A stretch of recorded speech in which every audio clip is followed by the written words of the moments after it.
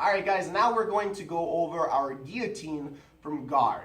Again, this pairs pretty well with the Kimura and giving a different type of reaction here. So I'll just kind of show you what's going on with our guillotine.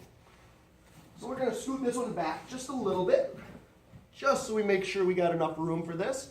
So I'm going to start off in guard, and I'm going to get to cross overhook position. If you don't know what that is, just watch the beginning of the Kimura video. I'm going to hip bump, get his hands on the ground, and start off in the Kimura grip position or the cross overhook. Now, this is what I'm going to do. If my partner sits here, I want to wrap around my partner's head. So I'm going to wrap my arm around my partner's head, and if I need to, I can scoot back for a little bit of base and a little space to get my hand in between his neck. Now I'm going to grab my blade, sit in. Now I'm going to lift up like the Heimlich maneuver as I turn my body towards his head and lift and squeeze. Okay? So without my partner here, I'm going to give him a small break and we'll give you a different angle here. But what I'm doing is I'm wrapping my hand around and I'm putting my hand on my chest like I'm saluting or pledging.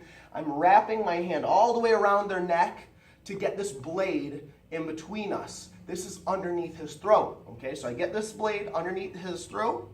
I grab onto this blade. I prefer to grab on the bottom just like this and lift up like the Heimlich maneuver. This is my preference. Another way you can do it is to push on the bottom, but I prefer this one a lot more, okay?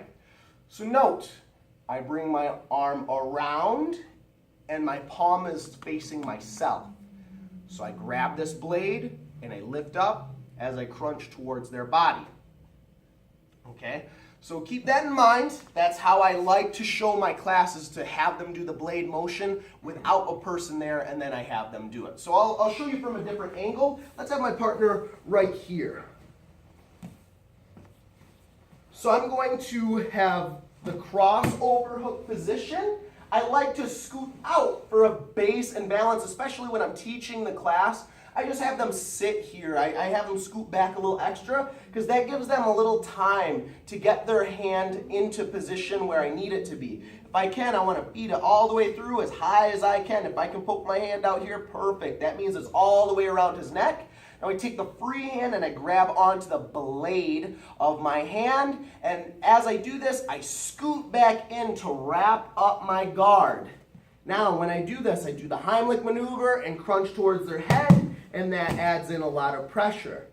Okay, I wrap around, grab the blade, sink back into my guard, and squish. All right, so that is our guillotine from guard.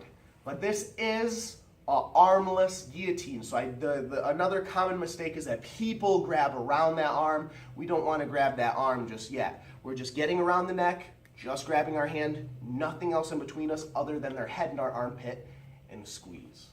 Guillotine.